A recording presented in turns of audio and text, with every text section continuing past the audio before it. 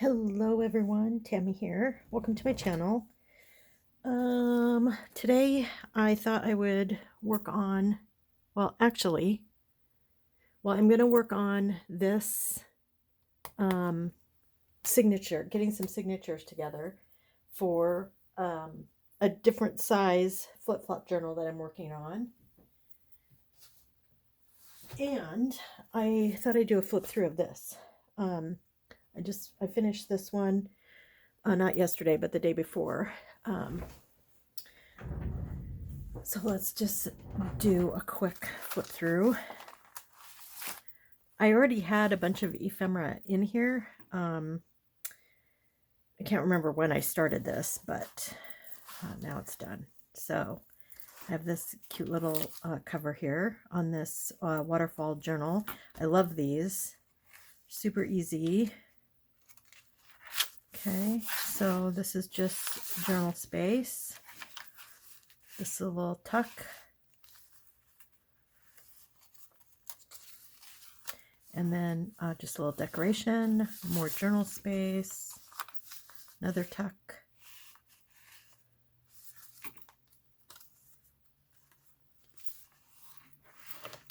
Another tuck here. And this, you can also journal all around here. And this is a belly band with a little tag. This is one of the latest Roxy's, not latest, but the one before, using fabric. And I think that looks really cool. So that's a really nice little journal spot. And then this is a tuck. And this is a tuck. It's kind of fun. Pretty. And then this is just plain. And a little pocket with a little tag. Again, lots of journaling space.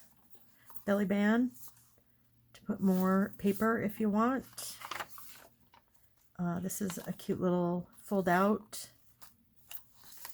I'm trying to use up some stuff that I have in my stash. And actually this next flip-flop journal I'm making, I think I'm going to try not to make new ephemera for it. I think I have enough ephemera that I can fill it.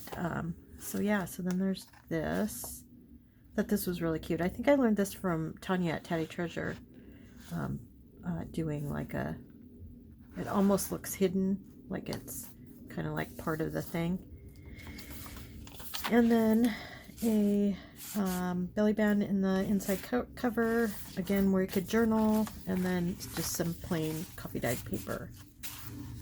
So that's that waterfall journal that I love. So let's get, I'm just prepping the papers for the next flip-flop journal. So let's look at that real quick.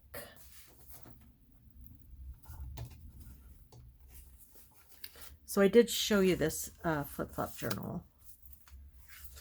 This is the size that it is. It was a piece of junk mail. So, yeah, pretty cool. Pretty cool. So I'm going to put, I thought I'd put 1, 2,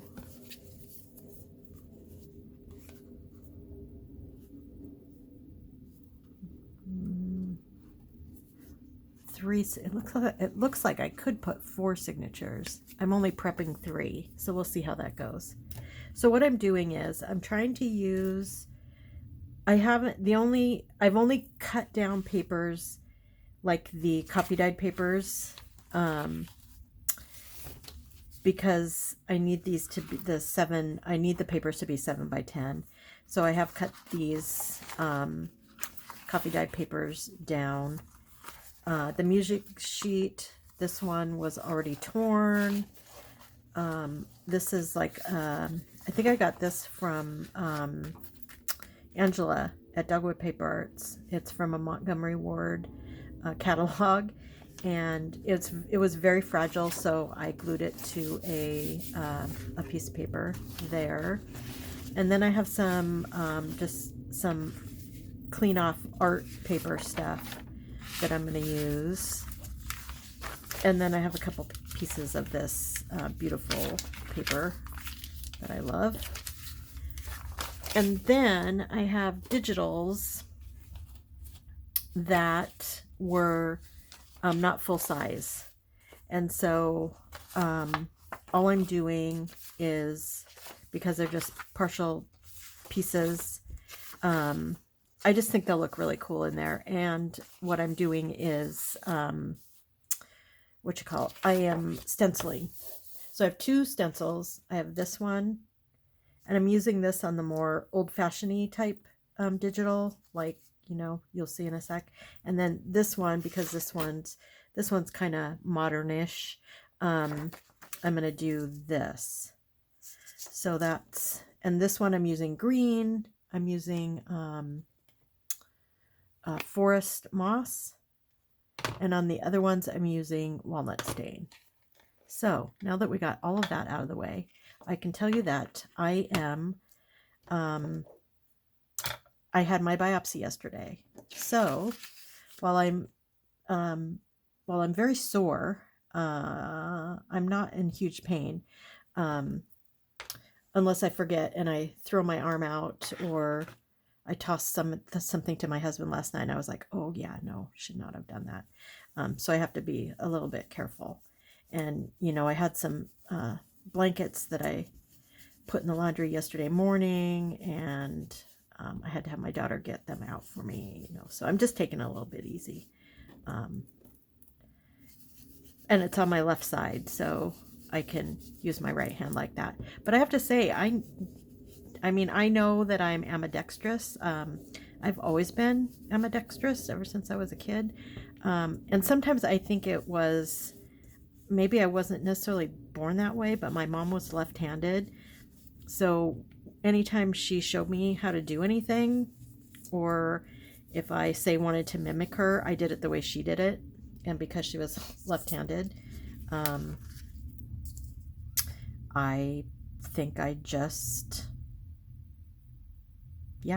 learned to kind of be both-handed. So anyway, I do a lot with my left hand, my left arm, my left. I mean, I know, because I know I'm ambidextrous, but I guess I really didn't pay attention until I had to, yeah, really crazy. And I'm sure that if I practiced, I could actually write. I can write left-handed if I need to, but I don't. I haven't needed to. I've never broke my arm or anything. So anyway, so the biopsy went well. Very happy. I did not bleed. She said that lots of times women bleed inside, and so you have to be, you know, very careful about that. I had no bleeding, so I feel pretty good about that. Okay, so there's that one, and then let's see what's next. I have this one. I think I want this one to be the other one. Yeah, so now we wait. Now we wait to see. And my son's coming this evening. And I had already, like, you know, got the sheets on the bed. I did all that before my biopsy, so that's all ready to go. So I don't have to worry about that. And even if I did, I have helpers here, and my son's a great, you know, a great help. If I need any help with anything, he'll do it. So yeah, the worst thing is that the adhesive on the dressing that they put on it, it itches super bad. I have a very sensitive skin, and the adhesive, I always get a rash when I have to wear any kind of bandages or anything for a while. So yeah, she said I need to keep it on for a week. So Not really sure about that. I'm not sure it's going to last a week. Although I just did, it was itching so bad. And my daughter's like, try putting ice on it. So I put some ice on it, and that actually helped quite a bit. So I'll just keep trying that. And it's not, I'm watching for like redness around the outside. Yeah, if that happens, then I'll definitely probably just take it off.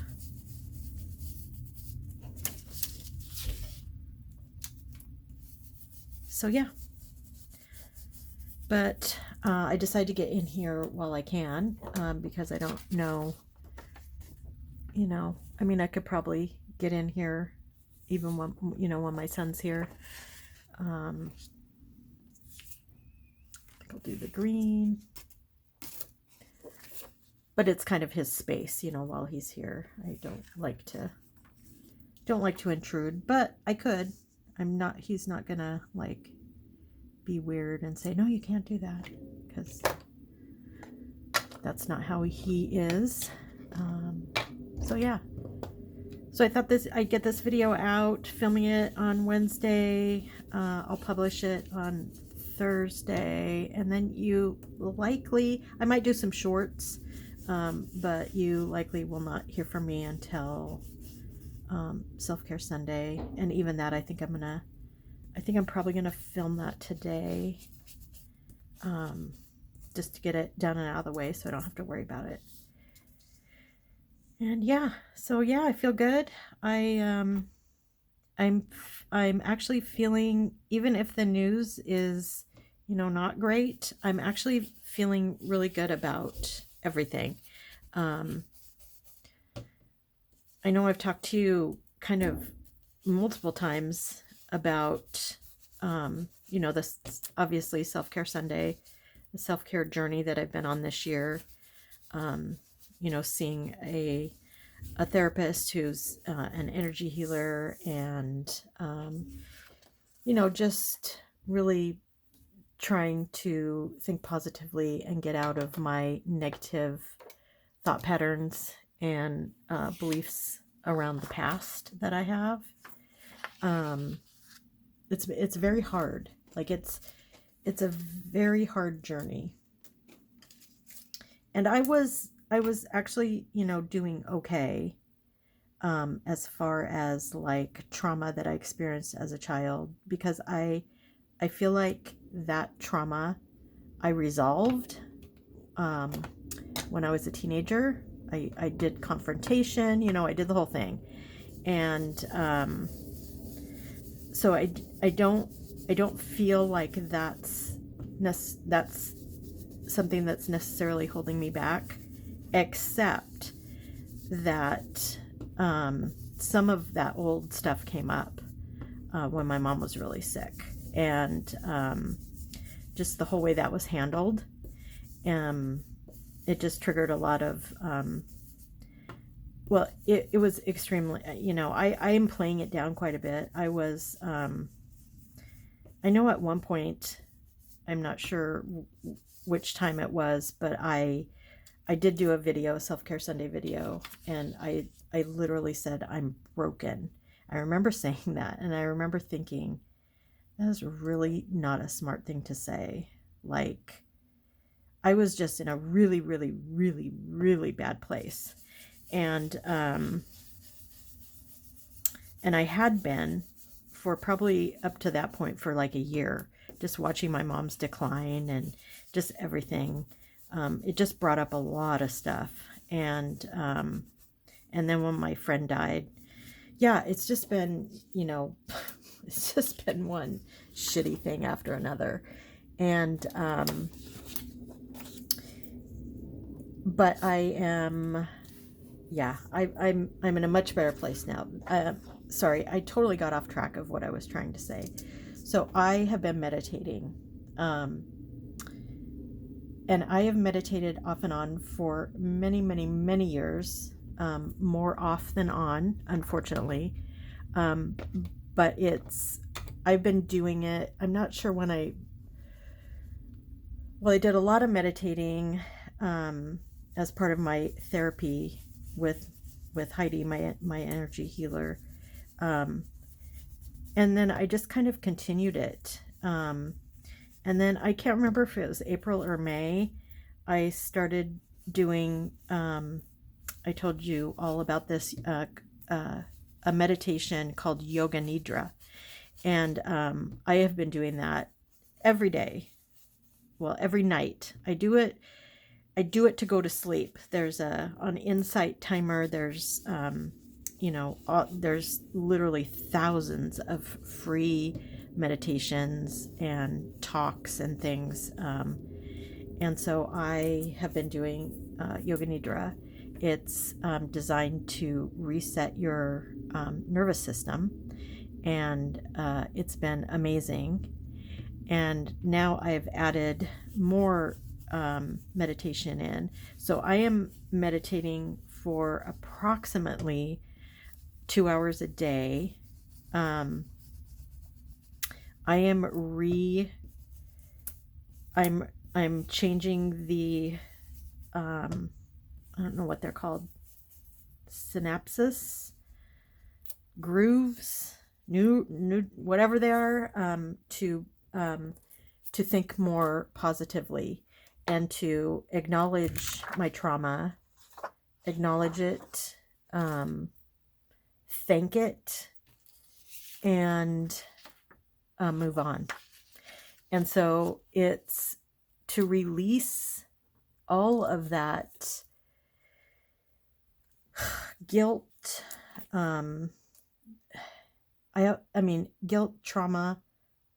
Trauma's not a good one. I'm trying to think of the emotions. Resentment, anger, fear. I have been slowly, because it takes getting into the healing frame of mind takes a lot of energy, but it's so worth it. And so I'm releasing that every time I meditate. That is me surrendering all of those negative feelings and emotions, and the actual just trauma from watching my mom decline so severely and feeling so helpless as to not to do anything. And a lot of that guilt, is from that. And I'm releasing it, surrendering it to the universe. And that's another thing I want to say. So,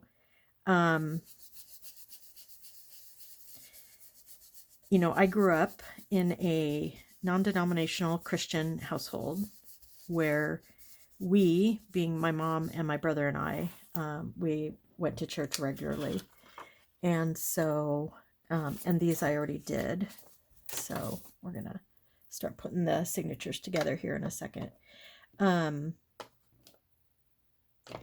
I wasn't allowed to learn or ask questions or, find out about, the universe in general and spirituality and just everything. I got in trouble for asking too many questions. So around age 13 or 14, I stopped going to church. And that was fine. My mom did not pressure me or anything. But going through this process of letting go and releasing, I can 100% understand how people find comfort in religion. I have never found comfort there. It's always been extremely judgmental and my way or the highway. And I never understood that. I never understood just aimlessly following, I guess you could say. But I understand it. No, at this point in my life where I spent a lot of time in not getting it, I get it now. I totally understand the need and the comfort that comes with having faith in God. I totally get it. Let's see. I'm trying to see which ones I think go better. These, yeah, okay. This all works. So I get it. I totally get it. I think I think even way further out than just God or goddess. You know, my thinking goes just far beyond that. My belief system.